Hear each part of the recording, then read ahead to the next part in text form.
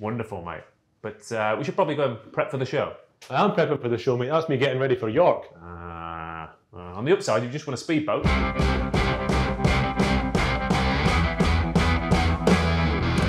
Hello and welcome back once again to the Flat Pack, brought to you by the Racing Post. My name's Ross Brierley. This is the box in Leeds. And if you've not watched the show before, what we're doing is leading you through the flat season. We're looking back to see what angles and future winners we can take from last week's racing and getting excited about what's coming up. So it's the past, it's the future. And as for the present, well, I'm joined by two wonderful men, sort of, in the studio. I was going to say studio.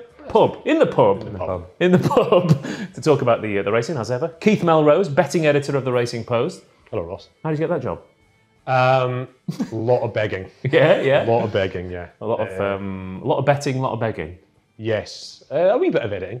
Yeah. Just enough to show I could do it. Yeah, absolutely, yeah. And how's your week been? Good, yeah. It's I got really excited about this week when we did last week's show. I was like, yeah, the Shergar Cup and the Racing League, it has got that because they are good handicaps. And they were good handicaps. They were good betting races, the races that will hopefully work out, some more than others. And then we hopefully get some winners out of it in a few weeks' time. How did your price-wise didn't go? Me and Keels both had Manaccan and Max We Can. Nice. But we get judged to SP. We got paid 9 to 1 the Max We Can. That is good. What did you put it up at?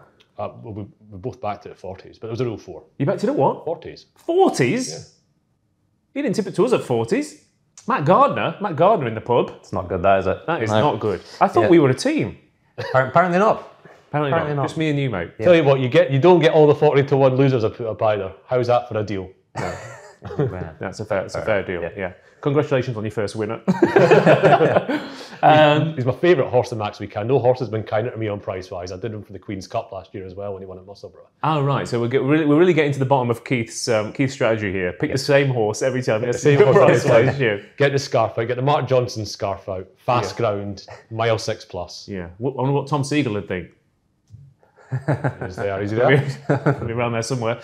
Matt Gardner, what have you been up to? Any 40 to 1 winners you didn't tip us? No, definitely not. No? No. Slightly weird weekend in that it sort of lacks that focal point a little bit, but obviously we saw something special over in Ireland that we'll talk about later, so that was something to get excited about. And obviously York next weekend is next week even is always big. So, yeah. Yeah, it is indeed.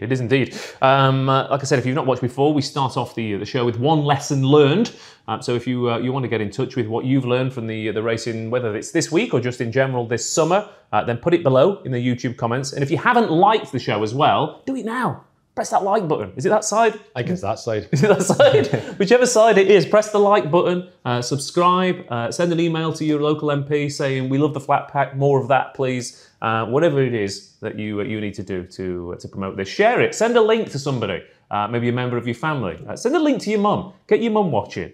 We need more mums watching the show. According to the analytics, it's very male heavy. So get your mum watching the show. What was your lesson that you learned this week, Keith Melrose? I think it's timely with York coming up. I had a decent dancing meeting and I got a little bit excited. I thought, lads, I've finally cracked York after all these years on the straight course at least. But one of my best results at the Dante meeting was Highfield Princess in the Duke of York. So maybe that wasn't the unearthing a gem that I thought it was, because she's now won a Group 1. And she was race fit in the Duke of York, and that was sort of the theory behind it. So maybe I've not got York nailed to the point I thought I did. So the lesson you've learned is that you're cancelling out a previous lesson.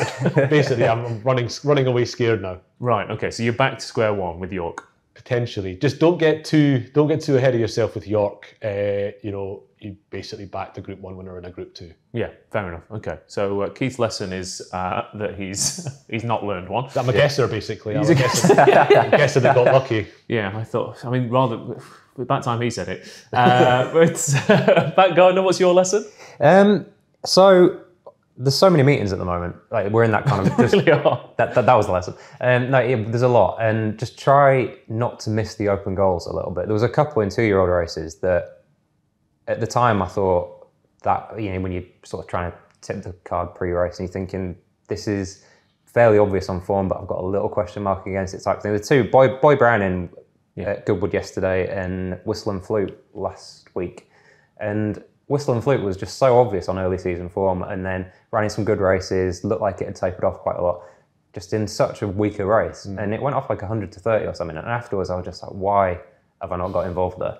Do you think Boy Browning, who won at Windsor yesterday out of that Goodwood race, do you think if the Hannon horse hadn't been beaten the other day at Leicester on Sunday at the same race, do you think it would have gone off? That was the same race, wasn't it? Yeah. Because that got beat outside at Leicester when it didn't settle. Do you think someone looked at that and went, oh, the form's not good because one horse has run badly? I basically, after Goodwood, I thought Boy Browning shaped really well, big eye catcher. And then you thought, oh, it's Goodwood, he was sort of closing off a good pace. Like, is he quite that good? And he won't anything flash from pedigree and that sort of thing. Yeah. And then he goes and wins by 4.5 lengths and you just think, oh, why? It was there. It was all there. There was a Johnson horse in the nursery as well. I saw you had clear top on Saturday, Newmarket. Yeah, Killybegs. Yeah. Similar theory after got beat. Looked really good on debut, got beat.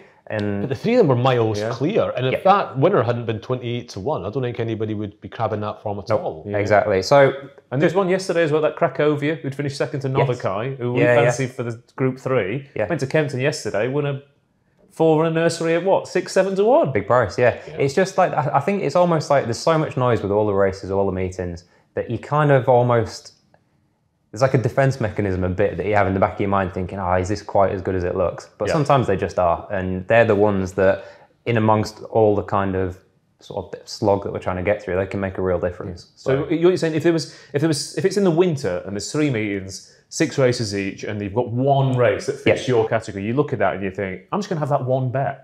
But because there's so much noise, you get lost. Where, you know, if you do take advantage of those, they're not open goals, of course, there's a question, but if you take advantage of those sort of easier opportunities, that can make a massive difference in just a really, really busy, crazy period. Okay.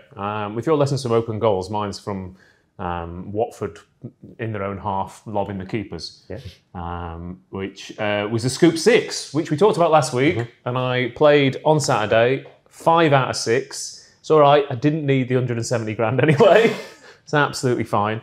But the lesson I learned from that, again, which I'm continuously refining, that whether it's multiple betting or pool betting or whatever it is, that strategy, and repeating this message again and again and again, is when you are confident in a race, stick with the confidence. If you're going to banker a horse, banker a horse. If you think you've got a group horse in a handicap, banker that horse. Don't put one in for the sake of it, because the amount of lines that add in 2 rather than 1 to your banker line it makes, rather than adding 5 rather than 4 to the one where you don't really fancy.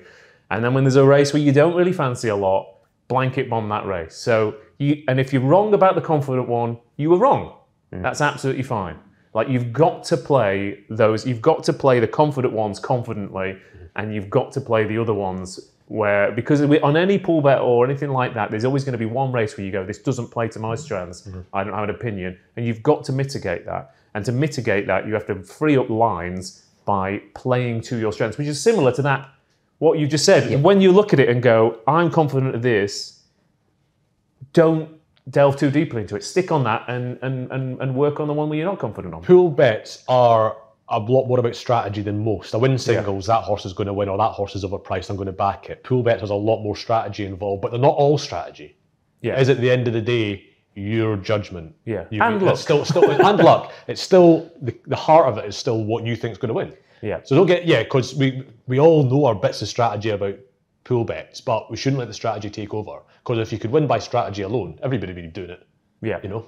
It does need that judgment too, so trust your judgment too. It's hard to back yourself when you've been kicked repeatedly by the game over the years, but sometimes you just have to. You're 30 years old, Matt. 30 years old, you got this big beaming smile on the face, you look fresh out of the womb, and you're talking about being kicked over the years by the game. It's all a facade. Crumbling inside. When did you have your first bet? When you were 9? No, probably earlier. Probably earlier. Wow. Wow, okay. Like I said, if you've got a lesson from this week, put it in the comments below. We've got some from last week's episode, but I don't have them currently with me. So, through the magic of editing, right, there we go. All right. There's always a side effect. Okay, I'm going to do it again. Okay, here we go. Okay, great, we're back to normal. Never mind. Glitch in the matrix. Okay, Nick Palfrey got in touch to say, no matter how much I fancy one in a handicap, Migdam was the top of the track list at Glorious Goodwood. If there's a well-supported Godolphin horse in the mix, hedge with it, no matter how windy its form looks. Lesson learned. Which we talked about briefly. We talked with Nick in the comments, but also on the show, in the sense that, a well-fancied Godolphin horse in a handicap is essentially a group horse that hasn't run in a group race yet. Yeah, it was when you look down your yard and you see these, a Dubawi out of a Prix Jean Romany winner and notice it's rated 86. Yeah. That's a nice place to be. And their work riding at Godolphin's taken very seriously, so they get a good sense of what's, where their horses are. Yeah. It's the higher the hierarchy, as it were, then the higher the lower rungs are. Yep. I believe that was... Yeah, don't bother with that one. It wasn't. It was just me just then. I'll never make a philosopher. And Canny LUFC says, horse to follow if the ground turns to really soft or heavy is Ainsdale of Julie Camacho's. And almost minutes, I think, after that was posted, Julie Camacho went and had a 4-timer at Newcastle. So she's in good nick, and she's also one of those soft ground trainers, mainly because she has a lot of David Armstrongs, which obviously there's a lot of Masons as well. So a lot of soft ground bloodlines in there, isn't there? There is. Does quite well at Newcastle during the winter as well, tends to be the case. Yeah. And she had, as well as having all those winners, she had Judicial's her, isn't it? And that ran well at Ascot on Saturday. Yeah. So just loads of horses running well all over. And yeah, Ainsdale is that, they were pulling that out on Good in me. Yeah. I said, so it's got an entry in Unthorpe, last I checked. So I think we're going to see that horse soon near at hand. Whether it's a Flying 5 at the Curragh, which I think has got an entry in, or whether they fancy having a go at handicaps, because I think its marks come down a little. Okay. That is, of course, if it ever rains again. Now we're into the reflections section, where we're looking back at last week's racing and see what angles we can find. Obviously, all the headlines are discussed in the front page and, of course, in the Racing Post as well, and there'll be plenty of other talking points. But what we're here for are those form angles and those races that we want to delve deeper into. So if you want to learn as the flat season goes on, which form lines to follow, which races to follow, which horses to keep an eye out for, that's what we're here for on this reflection section. And it's particularly pertinent this week, of course, because last week we had not only the Shergold Cup, but also the Racing League. And if there was ever a weekend where you wanted someone to go back and watch the replays for you and work out what the hell was going on, it was definitely this week. But that is what we are here for. So we've watched the replays. We watched the races live as well, or at least I did. And then instantly watched the replays to work out who'd won. And both Ascot and Doncaster. We'll start off with Ascot on Saturday. Similar tales abound for both of them. Obviously, team races, different silks, top class tracks, top class trainers, really strongly run races, and they all kind of unfolded in the same way. It did. It's a good demonstration of how much knowing Ascot takes as a track, doesn't it? Because the jockeys who didn't have as much track experience, they didn't win as many races. They're highly decorated riders, but just took that time to get used to Ascot. I think you said most of the races were won by sort of domestic or experienced jockeys at the track. So that adds an extra dimension to it when you come to assessing the form. But I reckon a lot of them will be decent races. Yeah. I mean, even on the straight course, it was, hold-up horses drawn high near side, even though they mostly went down the middle. On the round track in particular, again, they went, for most of the races, apart from the Max Weekend, they went a good gallop, which set it up for those slingshot down the centre late challenges. Jungle Cove, the most noticeable one, Emma Jane Wilson, oozing with confidence. But again, those drawn high horses who were also in form and ridden to take advantage of the way that Ascot unfolds on fast ground. Each race was almost a repetition of the previous one. It was very Ascot, wasn't it? Yeah. Is the basic point. We've spoken a few times, haven't we, about the demands of the track and what it takes compared to a lot of kind of UK, a lot of the other UK tracks, and it unfolded like that. It did it a lot of the way through Royal Ascot. It just happens there. It's sort of a different way of racing, a different way of riding, and those that take advantage of that excel, and that's what happened there. The horse's inform point is definitely a key one, I think. Obviously, you need the ability to win a race or defy a handicap mark or whatever it is, but recent form is still an underplayed angle, I think, in the sense of, it's all well and good being good enough off that mark, but if you're not in the form to do it, you're not going to win, are you? So do you think that gets lost in the pizzazz as well? You jockeys, your silks changes, all that kind of thing. And when you first look at them, I sat down again because I was doing the Scoop 6, and I looked down and I thought, God, these are actually harder than a mixed 2 from here, 2 from there, 20 run a handicap. And then when you do look into it, you think, well, that one's soft ground. Well, that's drawn badly. Well, that's not run well for 3 weeks. And then suddenly, all 6 winners had finished first or second last time out, apart from the Max Weekend, who that race in particular was very different from the rest. But he's an Ascot horse. Yep, it's fast ground for that horse has always been a bit of the key to him, and he doesn't really stay much beyond 2 miles. But mile 6, stiff mile 6, 2 miles, fast ground. I took a chance with him at Goodwood, it didn't come off. Yeah. But that was another bit of a lesson for me, is that sometimes with these Johnson horses, you think when they go and have a long period of bad form, that can sometimes be them. Yeah. Never come back a bit, but he came back to a degree there, helped by a great ride. Yeah. But the others, Amanzo, A Day in Asia, they were Jungle Cove, probably should have won last time out and just got hung up a little bit on course stuff with A Day in Asia a little bit, because his form was all at Goodwood prior to Saturday. But still a hold-up horse on fast ground. Yeah, absolutely, Got too hung up on the course form. I thought it was great after Goodwood, but yes, you can get too hung up on it. The in-form thing where you can sometimes get hung up on, and I think the market does it sometimes, is if they've been doing it in lesser races, and then they come into big races, they go, I was beating trees last time. But there's definitely no blanket rule there. Sometimes they're just a horse that's flying. Yeah, and even Allbarn backed up. Yes. Yeah. It's just not like him at all, is it? Who knew? Yeah. Who knew? The other thing to mention, we'll be doing Royal Ascot Watch, of course. Glorious Goodwood Watch has taken over a little bit. 43 runners out of Glorious Goodwood, 7 winners. You'd have won 3p. You'd have backed to more, 2sp, which, exchange rates, probably not that bad, is it? It's better than crypto. Actual versus expected, 1.07. So it's what? Just another edging profit. But this is still quite early for Goodwood, really. Well, it hasn't rained yet again, has it? Oh, So you've still got fast ground form from the festivals. Yeah. One thing I thought was really interesting was Carl Burke has had 2 runners since Goodwood. He sent a huge team down there. There was an interview beforehand saying, we're really attacking the festival this year. And you could tell that, I think Clifford Lee was a bit of a learning curve for him that week, because he was riding all those horses and then he came up against the Buicks of the world.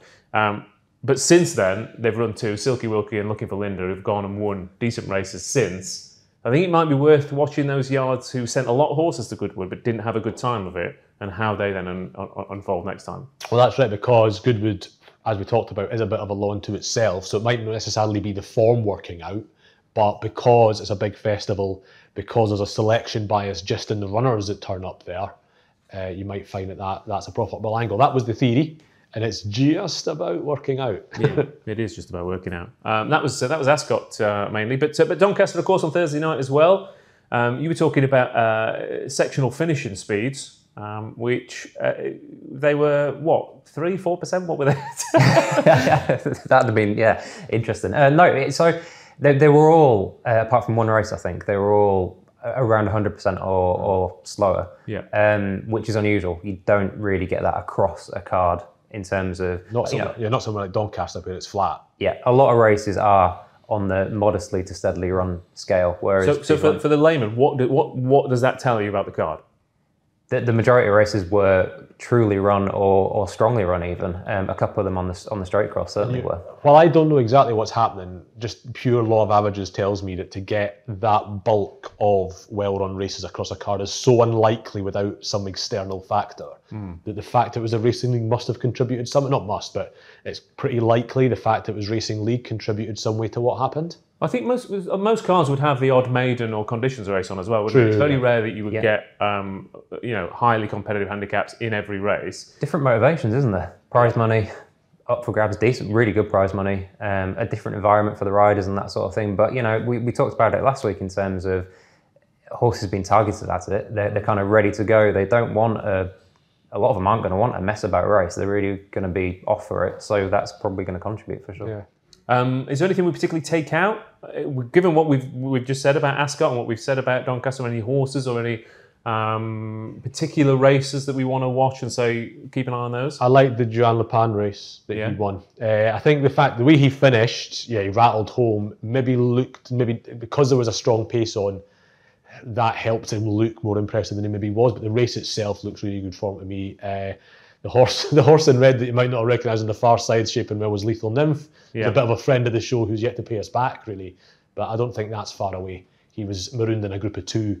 And there was another horse that I think was the one that went off favourite in the end. It actually came across. I mean, in the Yorkshire colours, it was the Yorkshire colours and not Music Society. Recall the show? No, I recall the show was the black colours on the near side making the page. Sorry. What were the Yorkshire colours again? The silver and grey colours. See, this is the point of the racing league. Right. Anyway, there was ended up being a group of 2 on that far side, of which Leeper Nymph was one. He actually shaped pretty well, I thought. So there might be a race for him at the Ledger meeting or something, because they've run him. He's now won and shaped all right at Donny in a couple of runs there. Elsewhere on the weekend, a huge performance at the Curragh. We were excited about the Phoenix Stakes. It turned into a procession, really. Bradsell getting injured and stumbling out of the stalls. And you've been doing the 2-year-olds this year, Matt, and you're looking very calm there. But I think deep down you're a lot more excited than you're letting on. Yeah, he was real good, wasn't he? Yeah, real good. Best on RPR's best winner since Johannesburg won it in about 2005 or whatever that was. 2001. A long time ago. Better than George Washington, Master Craftsman. Recently, you were talking like 117 Caravaggio kind of level. He's gone 122, already higher than Native Trail from last year. A match for Pinatubo outside of the National Stakes, which is obviously a lot later in the year. This is a big performance for early August. Is it? I think he's going to. You're Does going it need to be done? Do we need to press the button? Are you doing it? What was that? Wow, good one. Unbelievable. Yeah. And it looks like a normal pad of paper, doesn't it? It does. That's special. It really is. The magic of technology. I know. Yeah. I feel like Little Big Bear's a good nickname for you. I feel like, given the way that the season's unfolded, I don't know, it seems to fit, I think. I think it does, yeah. So we need if you're doing the 2-year-olds, you need a 2-year-old name. We need to think of a sprint name for me. Are you Joanne Lepan? No, I wish I was in a lot of ways. I'm probably more like Silver Samurai. Yeah, you are, yeah. Getting going a little bit too late. Silver Samurai. Yeah. Okay, very well. Okay. I don't know, I'm not sure. I've been following the 3-year-old. You need to find a 3-year-old handicapper to name. Well, we're going to be talking about them later. There's some really exciting 3-year-old handicaps coming up in the next couple of weeks. That is true. Although I'm in the Melrose. In the Melrose, yeah. You just find a horse to name me after in the Melrose. It's not my race. Not your personal race. No, I'm not handing out the trophy. The Keith Stakes. The Keith Stakes is some conditions race at Hamilton, isn't it? Yeah, it is. Yeah, always attracts. It's Alan Berry. Thanks, mate. It's just 4 Alan Berry runners, and you give him the prize. Those races used to exist, didn't they? Races where it would only be Alan Berry horses. Yeah. And Peter Grayson. Yeah. Peter Grayson entered 6 Stone Acres. Stone Acres, yeah, always Stone Acres. Yeah. Buy a used car, win a race at Lingfield. I don't know if you knew Stone Acre sell. I'd forgotten that, I think. I did know it at one point. Well, there you go. Wish I'd bought one from them last week, but poor old Honda Civic. Never mind. Little Big Bear. Will he? I mean, he looks a bit of a monster, but he was ridden the right way. That's the only thing I'm going to say about the Curragh. We're talking about hold-up horses dominating an Ascot and Doncaster. If you gunned it at the Curragh at the weekend, you were in a pretty good position. Yeah. He did set his own pace for the first couple of furlongs, but what he did after that is kind of where you really start to get a bit excited. And the time comparison with that Go Bears Go, when you work it all out, is basically about... I can't believe, by the way, after we missed the Bears double.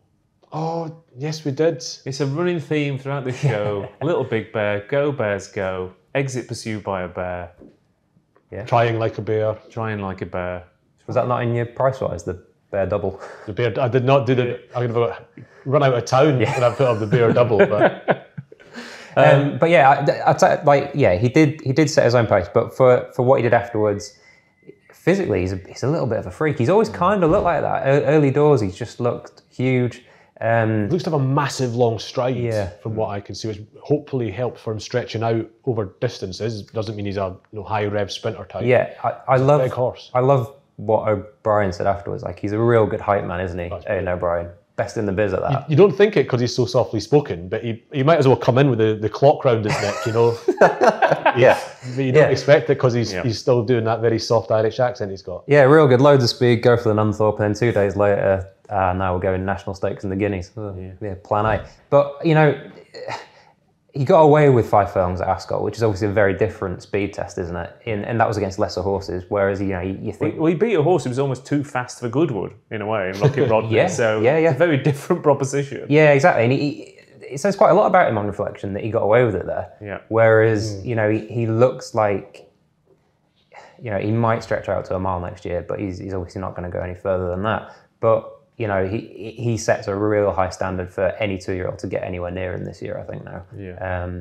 And in a way, it's interesting the comparison with Blackbeard, because I sort of think early in the season they maybe thought he was better than Little Big Bear. The way that they sort of do they know though until, because this happens every year? It's the horses who get beat 7 times as a 2-year-old who end up being the best 3-year-olds. Oh yeah. I mean, or is it just something that what they're looking for or what they see, it just takes a while to manifest, and maybe they get a bit surprised by the ones who come through quicker? If what you saw in the gallops every morning worked out on a track, there wouldn't be any bookmakers. No.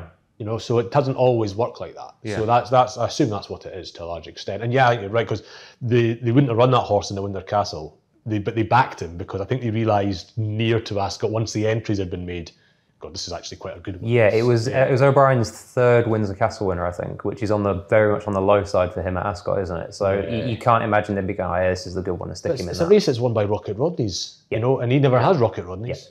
Yeah. If Graham Rodway was here, he'd say that this overrated. Overrated this training game. Of course he would. They don't know what they're talking about. They buy the horse, they run up a hill a few times, send them to the track, out for the best. You could try certain things at Rodway. You argue the sky's green, wouldn't he? So we know what we're doing. We know what we're doing there. Can we get a pop-up Rodway anyway? Pop-up Rodway somewhere in here. So you believe in the hype? Oh, real deal, yeah. I mean, you look at the beaten horses were between £10 and £18 below form. Persian Force was £10 below form. Okay. And he even though his main rival stumbled out of the stalls and injured himself. The way you've got to rate that race as a handicap, it's forced those horses to all run badly on the figures, even though Bradsell definitely did. But Bradsell was best part of £20 below his commentary level, so he's obviously just not run his race. Yeah. But the Little Big Bear level isn't relying on that. That's not how we're looking at that. Yeah. But see how much I can wind Matt up here, by the way. So he's like, no, I'm going to defend this number. Yeah, this is a real good horse. Yeah, but Persian Force ran well. Yeah. And he's £10 below what Persian Force, if he ran to the Newmarket level, then he's been...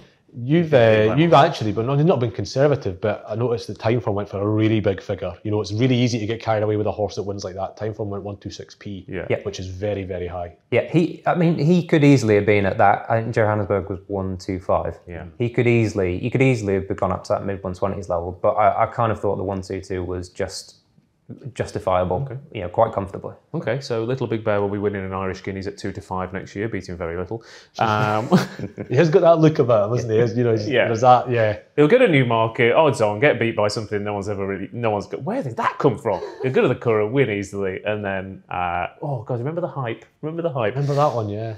Running the Prix-Jean Prat. Yeah. Speaking of French sprints, the Maurice de Guise, I think is how they pronounce it. It's not actually. Can we have a better pronunciation? So it's the Maurice de Guest if you listen to the commentator. Lovely stuff. Won by Yorkshire Sprinter on tour. We gave you some stats about Yorkshire Sprinters over in Ireland and raiding Irish pots. They've gone over to France and raided a big pot. The John Quinn stable have absolutely mopped it up with Highfield Princess. Brilliant. Every year or two they have one who comes through to the top level, and it feels like she's been around a lot longer. She's only a 5-year-old, mainly because she's been running at Newcastle and Chelmsford. She's run loads, but her career only started after the COVID restart. Yeah. Her first run was in June 2020. Okay. So she's run a lot of times, but she's actually progressed this far in a very short space of time. Sure. Even though she's run lots, because as you say, she's been doing a lot on the all-weather. Can you think of a bigger progression from winning off 58 to winning a Group 1?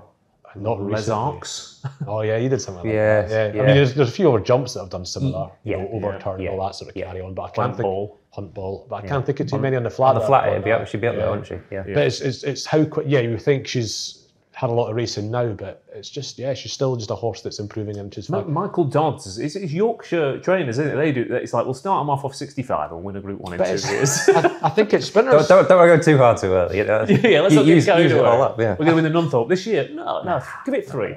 But I think it is a case with sprinters because sprinting is about muscle mass, is about strength. Yeah. And yes, you can breed, but you're breeding these 2-year-old whippets, but they're not going to develop into these 5-year-olds. Welcome to Yorkshire, mate. Welcome to Yorkshire. You're not going to develop these, 5-year-old bulls that go on to win Group 1 sprints. That's the best way to get a sprinter. You want to do sprinting and be quick about it? Well, good luck to you. Yeah. There's no nay never, have a bash. Whereas Yorkshire, is there an argument as well that if you've got a horse, that they're sticking around, whereas a lot of them are like, that's quick, off to the paddocks. Yeah, there's a bit of that because there's still that gold rush to get the big sprinter, isn't there? And there's a couple of things that came out of that race I was thinking about. John Quinn's second Group 1 on the flat. Look at you. This is the excitement I was expecting you to start for the 2-year-olds, but you're getting well into it, Keith. Let's go. What do you got? So the only other one was at Deauville as well. It's his second Group 1, the other one was at Deauville. It was the wow signal in the Pre-Morny. Yep. So that's his only 2 Group 1s on the flat. He's had Grade 1 winners over jumps, obviously. Countrywide Flame won him a fighting fifth in a triumph. The race, I thought the race turned up messy. I thought Highfield Princess was always in the same right sort of place. Minzal came from a lot further back, didn't have the clearest run. I think he can get marked up. We were very positive about him after the race at Newbury, weren't we? Yeah. And I think that's justified that one. He could have won a Group 1 had things gone better for him potentially. This time last year was when Highfield Princess started really improving. It might be that she's this time of year. It might be her cycle really suits this time of year and will make hay. In the short term, she handles soft ground as well. So she does well in the all-weather as well. She won the all-weather final in Newcastle too. So she's very adaptable and can do plenty. And I think finally a nice little send-off for Royal Ascot Watch. Yes. Because she had not run since she'd been 6th or something in the Platinum Jubilee. Yeah. So a nice little send-off for Royal Ascot Watch there with a Group 1 win in the Morris de Guest. Well, half the first 6 or 7 were Royal Ascot Watch in a sense. Well, that's true, but she's first one since, whereas Minzal had run since, and so Perfect Power had run since. He did not enjoy it again. He got bashed a bit again, I think. Does he want some headgear on? I think he might want some headgear on. If he wasn't a Group 1 winner already, I think they might be tempted to try it. He looks like he does, doesn't he? Yeah, if Sumi can't get you travelling, then there's something going, isn't there? It's giving credence to Tom Siegel's dismissal of the Commonwealth Cup, though. I think it's a bad. Rolls were battered. I think it's a bad Commonwealth Cup this year potentially. The more I see, the more I'm inclined to think it wasn't much of a Commonwealth Cup. Yeah. Pains me to admit it because I like the race, but sometimes you just get bad runnings, and it might get in a bad one. And I think Siegel, he might be justified this time. Sorry, Tom. But the little we'll down there. Just lay down there for a bit, Tom. It's fine. You can pop up whatever you want. A more general point about Deauville that I'll pick up is a little addendum to Deauville Watch we did last week. So I looked at you get the tracking section was a standard in France, and I watched it with Harry Three's race that he won last time and Garris's race that he won last time. Garris travelled really well on Sunday. The closing furlongs at Deauville are always slower than you think, looking at the tracking stuff. So I looked at it, and Google Earth tells me there's a little rise at the end. It must be significant enough because those final furlongs at Deauville are always slower than you think. So to what extent the hill exists, I don't know, but something has an effect because those horses are not running through the line like you'd expect. Even on Sunday in the Morris de Guest, which was relatively steadily run, the penultimate furlong was significantly quicker than the last. So I think there's something at the finish at Deauville. Maybe it's a little rise that just catches them, but there's something that makes those final furlongs slower. Okay. My brain's connecting, thinking that Highfield Princess is an Ascot winner and has appreciated that that last little stiff bit. The wow signal, of course, Ascot winner, appreciating that little bit of a stiff finish as well. So, okay, Yorkshire Sprinters on tour. Yorkshire Sprinter Watch. We're going to have so many trackers. It's getting a little bit ridiculous. Back with this week's hot list then. Last week worked out nicely with a Shergar Cup winner in the shape of A Day in Asia. Could we have a York winner next week as the Jump Jockeys Nunthorpe is working out nicely? Plenty of winners have come out of it in the past week. Soul Seeker, E-Bar Gum, Stone Circle and Glorious Rio were all well beaten in the race and have come out and won at decent odds. And Van Gogh and I'll Be Gone and Marnie James have run big races as well. So keep an eye out for any runners at York next week, but also keep an eye out for Paul Midgley's runners in that race. Indian Sands, Leoda Stream and Nibras again, who were entered at the likes of Carlisle and Beverley this week and could well strike for an informed yard. Mrs USA came from the clouds to win at Sandown for George Bowie in a 5-furlong 2-year-old race a couple of weeks ago. It looked modest form, but it's working out a treat. Song of Success, Meme and Miss Attitude at a very big price have gone in next time out. And there was a couple of interesting horses who were well backed on the day and didn't figure who were entered this week, and they are Novus and Soaring Eagle. So keep an eye on that juvenile form. And finally, fresh popped up over 7 furlongs to win the International Stakes at Ascot, and with Orban winning a couple out of that, and Lion Tower going in a decent race at Redcar, that's looking like pretty warm form. Jumby might well go for our group action this weekend. We've also got Dark Shift documenting Top Secret and Air to Air, all entered at Salisbury and Newbury in handicaps as well over the next few days. So good luck. Hopefully the hot list will be hot as it was last week, and we can get some nice winners ahead of the Ebor meeting next week. Don't forget, in the lead up to York, you can get 50% off your first 3 months with the Racing Post Members Club, the ultimate racing subscription. It includes unlimited access to the digital newspaper from 9 PM the evening before, daily write-ups from tipsters, replays from all UK and Irish racecourses, and plenty more besides. Click the link in the video description for 50% off your first 3 months. Subscribe today. Let's get excited about the following 7 days, or even further, of course. We've got Newbury and Ripon coming up this weekend, and then we've got York next week. There will not be a flat pack because we'll be too busy banging our head against a brick wall, because that's what York does to you, of course. But you only need one good winner, and we've got someone who'll be going through the sprints with a fine-tooth comb sat to my right, so hopefully that'll pay off. But first, let's look ahead to Saturday. Newbury, Ripon, the Hungerford Stakes, the Great St Wilfrid. Come on, guys. I'm trying to get it going. But you do get excited about these, because these weekends, you know. That's the point. That's the point of the show. This is Hungerford weekend. This is Great St Wilfrid weekend. You know what to expect. Yeah, it's not going to have a little big bear potentially, but you know what to expect with these races. We know, we've talked already about the Hungerford and how the 7 furlong diet works. It basically starts at the Lennox. Yeah. And then it works now into the 40, and these horses, they don't get an opportunity elsewhere, so they just backload their season. One master's a blueprint. We're very lucky that she was very lucky that she handled soft ground so well, so she was still able to go by the time Longchamp came round. But that was a test, by the way. It was a test that the ethos of the show is that there are no poor weeks in the flat season. And you passed it, Keith. Matt failed. They failed. Did you not show sufficient enthusiasm? I like the St Wilfrid. Yeah? Yeah, I'm a big fan of that card. Great St Wilfrid. Yeah. Obviously don't like it that much. No. Give it the respect it deserves, exactly. quite frankly, Matt. Yeah.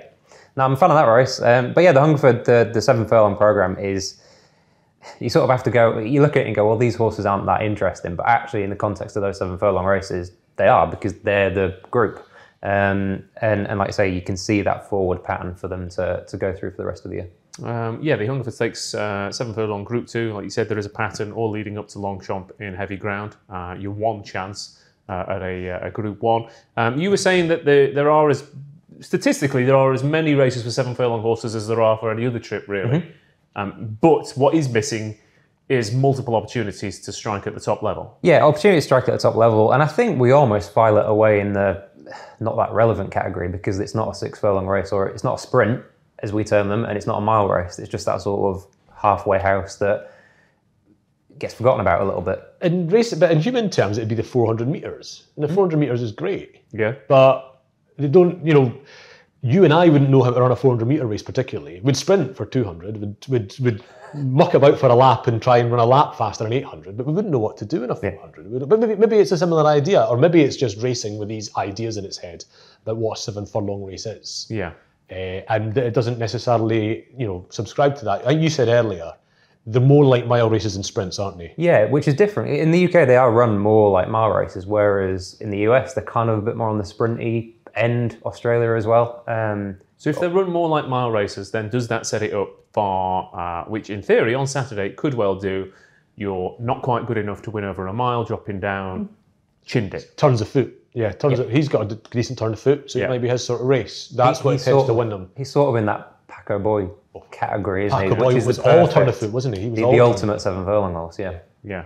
Okay, so we're approaching the 7th. So we're looking at it in terms of milers with a little bit of extra speed dropping back in trip rather than sprinters up in trip. Goldikova used to drop down and win 7 furlong races, and she was a miler with a great turn of foot. I mean, she's a brilliant horse, obviously, just up and down. But you're looking for a change of pace over 7F because you need more of a change of pace than you would over a mile. But it's still the way the races tend to pan out. Okay, and Newbury again. You also need a little bit of speed because it's not a great track for.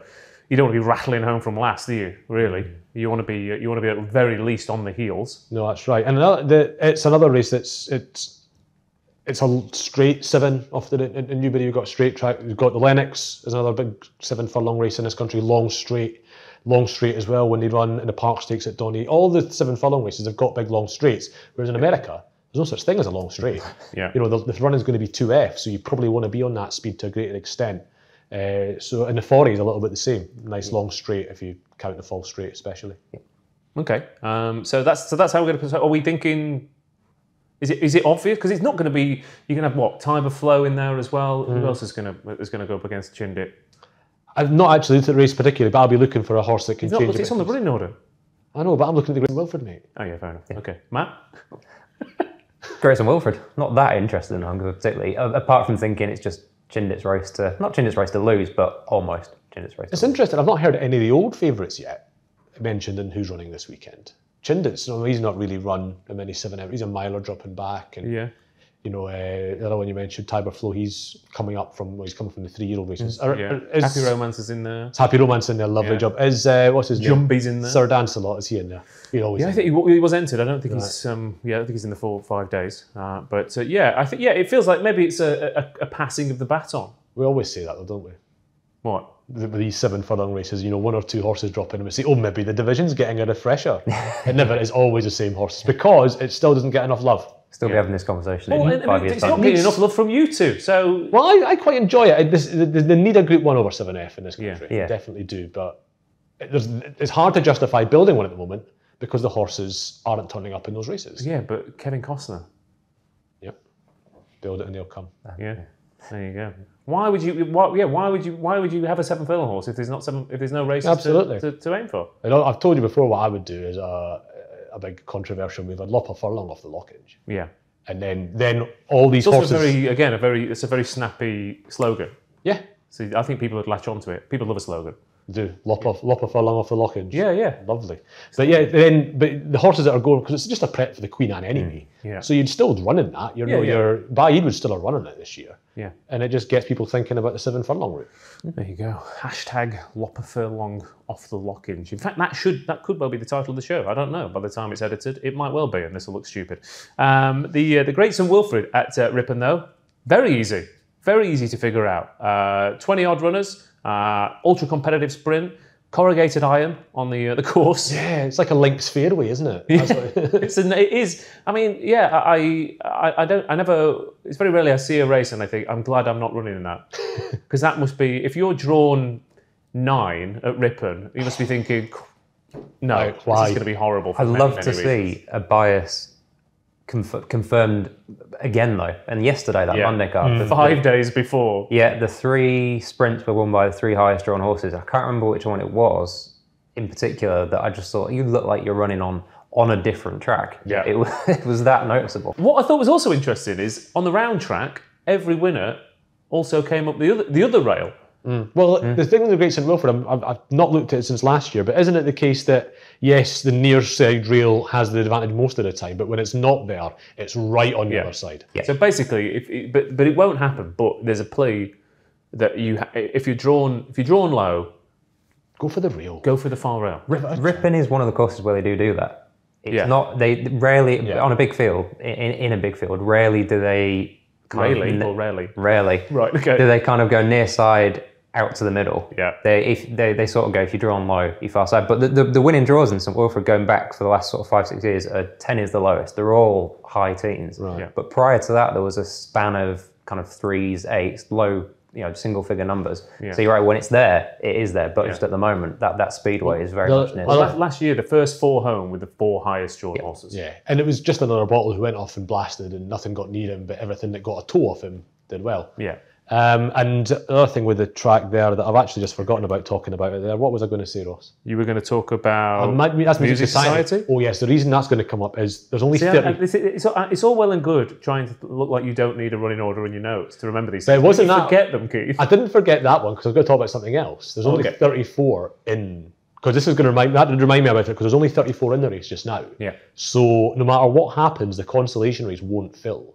And sometimes consolation races inform the big races. And there's only 30. So you're looking at probably single figures for the consolation race. So it's not like, oh, they're all going to come one side in the consolation and it looks obvious what they should do in the big one. That's not going to happen necessarily this year. So actually, it might be back the highest drawn runner in the consolation race might actually be in a better angle. It possibly because is, they might split in the Great St Wilfrid, but they won't split in that. Yeah, so it depends where the stalls are. I don't actually know. Will they be centre or near side? They're normally near side, aren't they? Though, does it? Doesn't. No, you're right. They're all going to go there, aren't they? Yeah.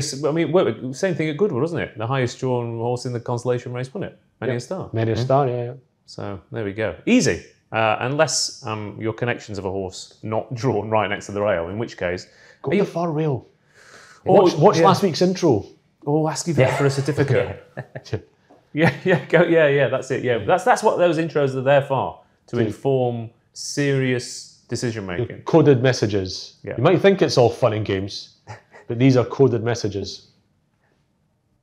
So I had a look already at the entries for the Great St Wilfrid, only 34, and I'd be interested, if you're Music Society's connections, right, I don't know what you actually want to happen, because he's rated 79. If one of the top two run, he's going to be out the weights, and potentially by quite a bit.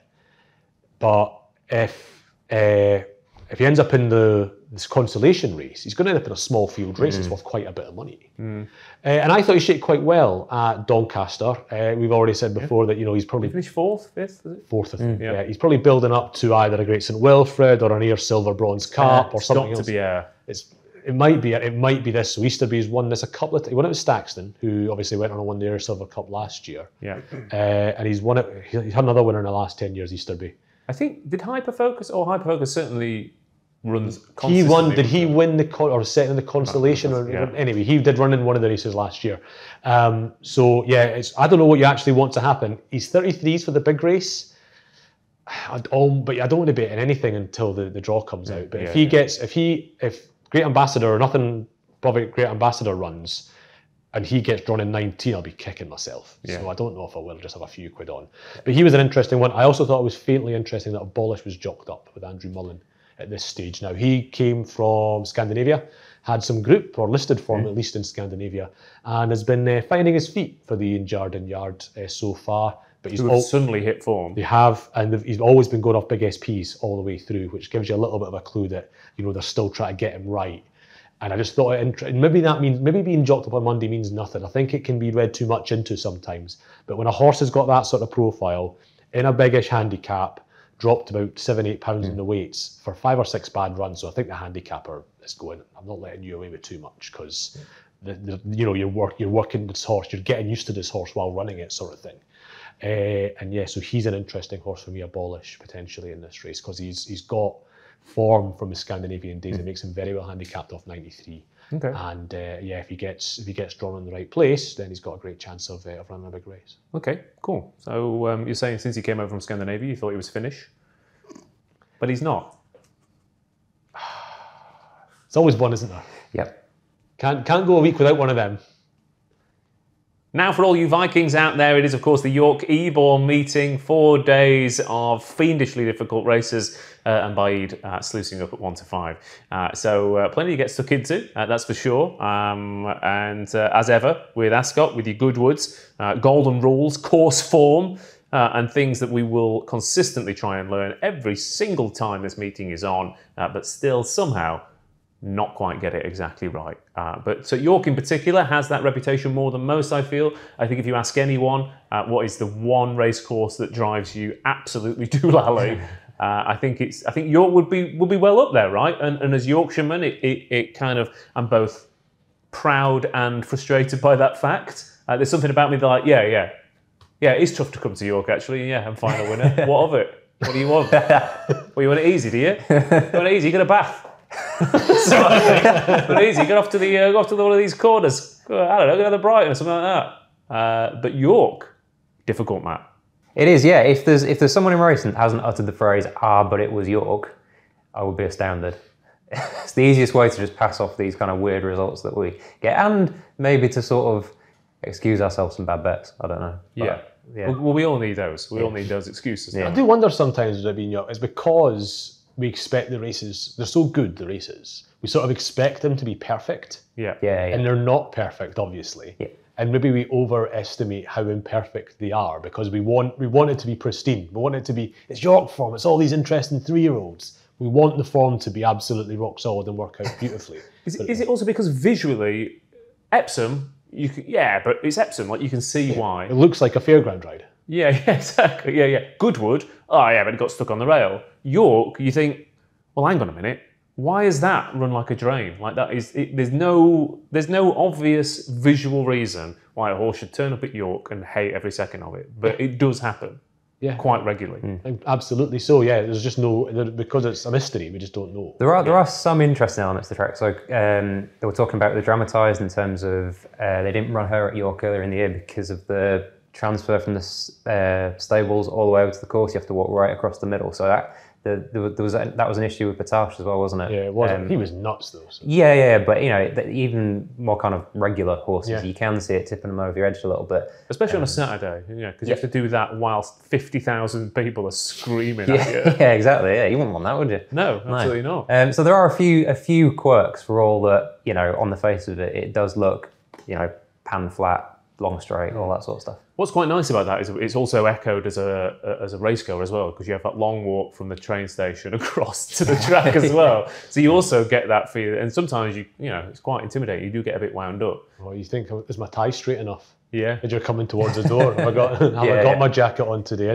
Are the buttons done up? Yeah. Which entrance am I meeting people at? Is the badge on the gate? Are they playing cricket over there today? Yeah, exactly. Well, sometimes there's a cricket match. I've not made that up. Yeah, no, they're just on the walk back across. Yeah. Should I give £1 to the kids playing the guitars or not? I don't know. And there's a lot going on. Never. Never. It's because you are one of those kids playing guitars, Matt. Tight Yorkshireman. Yeah, of course, absolutely. Well, let's see if we can make some money for you then, Matt Gardner from York next week. After that, basically setting up saying that York's a nightmare. Let's try and find out how to figure it out. Obviously, some really nice races. I started off with the Melrose on the running order just because, of course, it jumped out at me. Well, rightly so. I mean, it's my sponsorship money's well spent, isn't it? It is. It is. Yeah, you're a richer man than I thought. But of course, the Melrose, the Ebor, with Nunthorpe, Gimcrack, Lowther, International Stakes, Yorkshire Oaks, and plenty of other exciting races to go. Let's just go down it in the order that I've put in the running order. Starting off with the Melrose, 3-year-old Mini Ebor. Mm-hmm. Yeah, because 3-year-olds can't get in the real Ebor now. No, it's a shame. Not unless you rated 205. Yeah, if you're a 3-year-old in the Ebor, you're getting a ledger quote. Yeah, exactly. And finish 8th, you get a ledger quote. Although, admittedly, maybe all trained by Charlie Appleby. You have to be a Group 1 horse to get into the Melrose. I know. We've got 5 of them. I've got 12 of them. Yeah. Gelded a few. They looked at me funny. But is it a Barway? They're all the Barways. Last couple of run-ins of the race were won by handicap debutants. I thought it was a little bit interesting. I wonder if that's a thing that's starting to change a little bit from the top yards, whether they are... the top yards have these stoutly bred 3-year-olds that they're patient with. Yeah. And by the summer of the 3-year-old season, should we have a look at a handicap now? Well, it just so happens, lad, the Melrose is coming up. Exactly. So I think there's a lot of that going on. It's always been hot form the last few years, really, because since it became the Ebor for 3-year-olds, it's got really trendy, hasn't it? Yeah, it has become a very trendy race. So just again, I can't quite work out how old Matt is because trendy is not a word a 30-year-old should be using, but at the same time.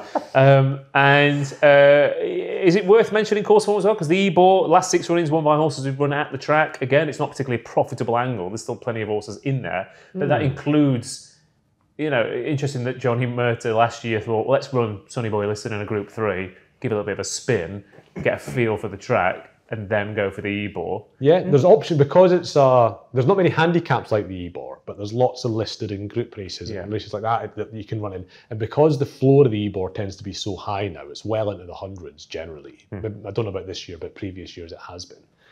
You're fully entitled to run a listed race on a Group 3 on the way there. Yeah. So you have a little go. So it's a Group 3 last year. It was a Group 3 won by, this year was won by Without Fight, beating John Leeper. Could John Leeper win an Ebor? John Leeper does what John Leeper likes, I think, doesn't he? Yeah, but he's normally run on too late over 1.5 miles. So surely 1.6 miles at York. He might be the sort of horse that just gets switched on a big handicap like that. But he's also the sort of horse that might hate every second. The one thing with him is that when he has had a go over a bit further. It's been in smaller fields that just haven't suited him. Whereas this is going to be a very different environment. Has he ever run on a big field? Well, when he won, that was the time when he won at Newcastle. When he looked an absolute monster, was rattling round a left-handed track, a fair old pace in a big field novice, and he came from God knows where at the back. So it's definitely sort of thing that could motivate him. Definitely. So I mean, he has a horse that can go one of two ways. But yeah, you've made the case there. I thought him and Coltrane, of course. I thought ran a blinder at Goodwood at one point. It looked like he was going to get involved. What's he rated now? It's a good question. Because that's a group horse. Yeah. No question. And a good group horse. I think he's about 118 RPR, something like that. Right. So well, would his rating get affected for Goodwood though, with the weights out for York? I don't know. Not sure. We need another show that answers all the questions that we've posed ourselves and can't answer. Of course, the Nunthorpe, we've already briefly mentioned the Nunthorpe at 5 furlongs at York. Speedy stuff. Last year's winner, Winter Power, is currently chalked up at what? 33s, 40 to 1, mainly because she was beaten comfortably last time out behind Royal Acclaim, who 2 to 1 favourite for the Nunthorpe. Have I gone mad? It's like when somebody throws a ball for a dog but doesn't release it out of their hands. Like where's the ball? Where's the ball? I've not thrown it yet. I mean, it's 2 to 1 for the Nunthorpe lads. I couldn't get my head around that analogy, but I like it. Yeah. And I think we were talking earlier, and I think there's a compound element here. Yes, Royal Acclaim looked very good in winning the race here last time, City Walls, isn't it? And yes, this is a pretty weak division, the 5 furlong horses in Britain and Ireland. But the result of this, which is this horse being in at 2 to 1, is probably greater than the sum of those two factors. It's almost a virtuous or vicious cycle, depending on how it gets on, as to whether they're egging each other on those two factors to make her shorter than I think she maybe deserves to be. Well, because it was a listed race at York, beat Mondamej from box 1. So in my head, I'm thinking flattered. That was my immediate speed figure was fine. I think obviously the thing that she's got in her favour is that she is really well equipped for an Nunthorpe. Yeah. And I sort of did the same thing. I looked at the price and then I flicked down all the ones that are underneath her in the market and just went, really? And then I know what you mean. Then I came back to it. It's a bit to Nashua at Goodwood. It was that like, surely not. Oh no, wait, there's nothing to be there. So I started thinking she's too short, and then ended thinking she's maybe a bit too short. I mean, it's still an on the day price that too. Is she going to go off 5 to 4?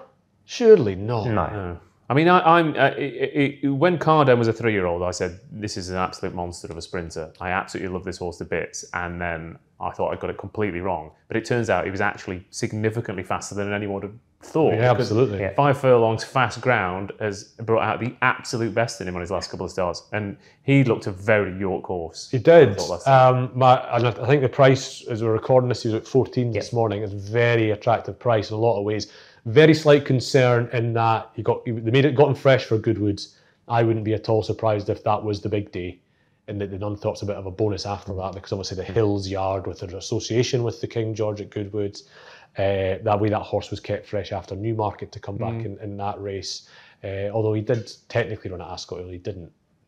He just unseated in the stalls. Royal Ascot watch. Comanche Falls. Yeah. Done it once already. Imagine getting 2 like that. Well, they were both on the same week at Goodwood. But that's not enough to put me off properly. It's a little gremlin in my head, but you thought he was still quite an attractive horse.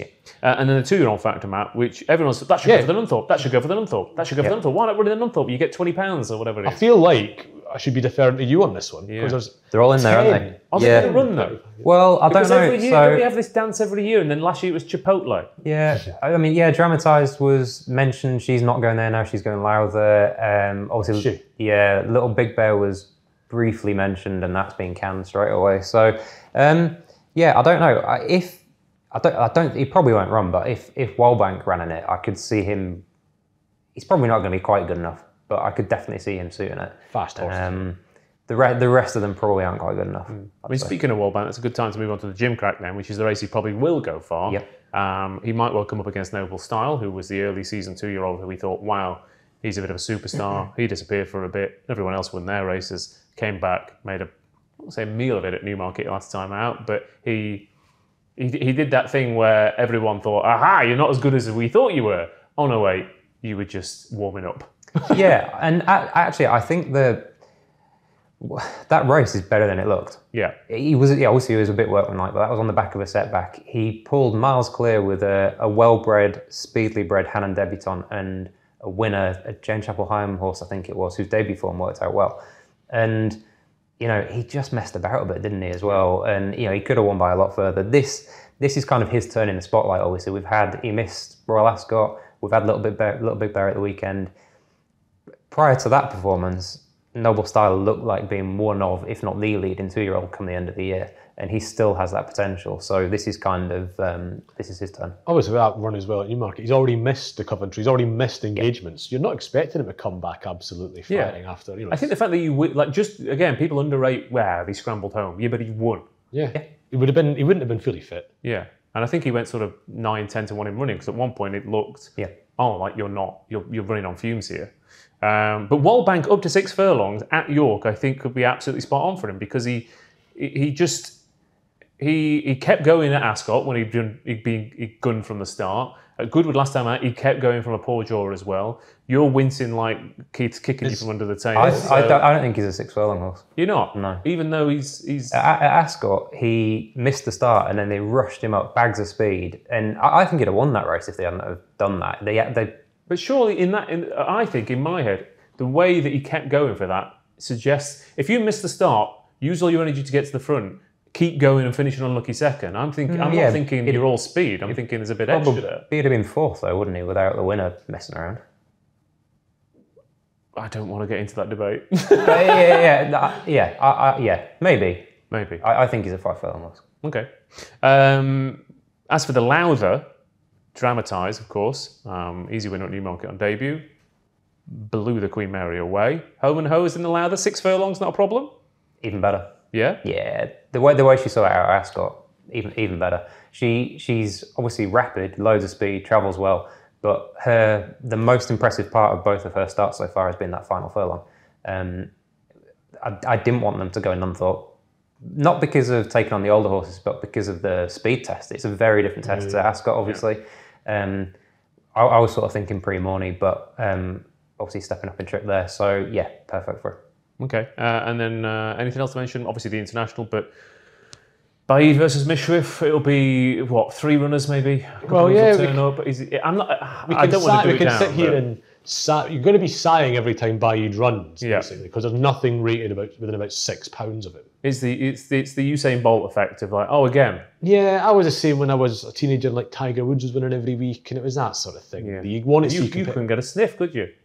You were there. I was there, shooting my 85 off the yellow boxes, thinking, right, next time, Tiger, if it wasn't for you, it'd be my jacket. Yeah. But Baid, you're going to have to get used to that, or you can try and manufacture a way of thinking it's going to be interesting. And Mishriff, he's a York horse, isn't he? His best performance by street, a funny performance he's never replicated, really, came in international last year when he won it by half the track. So are we trying, is that too much of a stretch to think he'll run a 130 again and maybe give Baid something to think about? You can make a case for that performance being on a par with what Baid has achieved so far. Yeah. Go on. Well, it was from a ratings perspective. Okay. Well, Baid's well over 130s. Yeah, because that was, I think, did he get rated? 129, 130? 129, 130, yeah. And obviously that was quite conservative. Yeah. Okay. So, 6-length Jump-on winner. Yeah, it's fine. There you go. Very good. Well done. He's a bit chippy this week, isn't he, old man? He's not having absolutely none of this. He's like, yeah, absolutely, yeah, look at the numbers. Look at the numbers, Melrose. Look at the numbers, yeah. Look at the numbers. He's just getting riled for Beat Keith coming back. He is. Look at him. He's getting really worked up, isn't he? Look at that. It's just like, I feel like I'm it's like wrestling or something. It's Ric Flair versus Hulk Hogan over here. He's more like Bruce Banner, isn't he? He's just going to go. He's just going to lose his bag. But yeah, and I think there's also a case to say that last year 2 runs, York, bang, spot on, exploded. But because he ran so well in the Eclipse, I thought everyone then went, oh well, maybe he's readier early than we expected, and the King George will work out. But he isn't a mile and a half horse. I think can we say that now? He's just not a proper mile and a half horse when they really stretch them. Yeah. This is right. This is the race for him. Oh, can we get 3 places at the moment? I'd be surprised. If you can get 3 places, I mean, it's the each way middle of a century. I mean, but basically what's going to happen is Baid will win and I'll get annoyed. watching it at home when everybody says he's as good as Frankel, and he's nobody's actually said that. Nobody's actually said that. People are making that up to get annoyed. Nobody's saying he's as good as Frankel. Nah, I don't. Yeah, I'll tell you he's as good as Mishriff.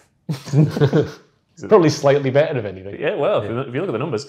Anything else to mention? Yorkshire Oaks course, 3-year-old fillies tend to dominate. Alpinists setting a standard, but we've had a lot of the 3-year-old fillies on good this year. They've not been tested properly, have they? Nashua came out against older fillies, but wasn't beaten an awful lot. So I think there's still an element they've got to come out and. Have they had an opportunity to prove they're any good? That's it. We've not had that opportunity yet. Yeah, it's an unknown, and we think an unknown's negative. It's just a complete neutral in this instance. Yeah, it's just not being confirmed or denied yet. Yeah, I mean, mean, when that happens in racing, people go, "Wow, it's rubbish, isn't it?" And you go, "No, it's just not being absence of evidence being evidence of absence." Is literally that, isn't it? I suppose Emily Upjohn was. Yes, Watson. She sort of had the chance in Ireland and disappointed, didn't she? Whether that was ground, and that's probably going to be a similar case with her next week. But Alpinista is that good guide, isn't she? Sorry, who had the chance in Ireland? Emily Upjohn. She didn't go. No, in Ascot. Ascot, sorry, not Ireland. All right. But surely Ascot was because she didn't go to Ireland. Yeah, I mean, it was a week later. They prepped her for a race. She couldn't get on the plane, and then they went, "Oh, I guess we'll go to Ascot next week then." Is that not what? That's what I read it. Is that enough to run that badly? I don't know. I think she just ran horrendously, didn't she? I mean, I would just be chucking it out myself. Yeah. If I was training for a marathon, and then on the morning of the marathon they went, "Sorry, it's next week, mate." You did think that wouldn't affect you? I eat 3 kilos of pasta for nothing. I eat 3 kilos of pasta for nothing. Exactly that. Exactly. Be a right old damp squib. Yes. Birds flying into your engine, mate. Yeah. Not going next week. Yeah. Look, I'm telling. That's what I read it as that. But see, there's Matt Gardner as having none of it this week. No, not having none of it. Boycott this week, isn't he? Yeah, absolutely. Yeah. And now he's got. That's your comeback. And now he's got defensive about being defensive. Yeah. I'm not being defensive. I mean, that's the classic relationship argument trope, isn't it? Don't get defensive. I'm not getting defensive. You are. So works every time. Straight into the trap, Matt Gardner. You're a young man. You'll learn. But I'll just keep quiet. No, don't keep quiet. No, I've genuinely enjoyed you getting more and more frustrated because I've been working out. I've been trying to work out the key to get the best out of Matt Gardner, and what it is, he's just gently needling him over the course of an hour. And is it fewer Monty Don puns as well? Is that working out well so far? That is that. We've really had to dig deep to find out the roots of Matt Gardner. There's no position from which you won't do it, is there? Absolutely not. But there we go. I think that's so. What's the one thing for York next week? One thing for York, I think it's going to be how that Nunthorpe looks. It's got the makeup of just a race you're going to want to bet in. Yeah. Whether you want to get involved with a Chasm, whether you want to look at the 2-year-olds that turn up, probably going to try and get Royal Acclaim beat at those sort of prices. Yeah. But yeah, that's got to make up a really good race. The sprint handicaps too, they are always great value, and I'll be trying to solve them. Hopefully, some nice each way terms as well, but a nice 7th-place action. Yeah, I'm a sucker for that. It's like free birdseed to the Roadrunner. Well, we found the title for this week's show, haven't we? There we go. Matt Gardner, what are you most annoyed about next week? I'll tell you in 2 weeks. I'm on the Carden train as well. I think he's definitely interesting. But for me, it's got to be dramatised. Yeah. Huge fan of her earlier in the year, and looking forward to seeing what she can do. Okay, lovely stuff. And bringing it right back to what we said earlier, I think Carl Burke horses who ran at Goodwood, going to York. Mwah. Nice wee gap. Perfect. Chef's kiss. What are you looking forward to York next week? Put it in below. Also, use the comments if you've got to this point. God help you. But do use the comments below throughout the week at York. Keep commenting on there, and then we will read them out the week after, and we'll keep that going. We will set up more community things for you people at home, all 24 of you who watch to the end of the show, and then we can get your comments in, and we can get more. Of a back and forth, and maybe you can needle Matt Gardner from the comfort of your own home as well. But this has been the Flat Pack. Good luck at York next week, and good luck getting the combination TriCast in the Great St Wilfrid. See you next time.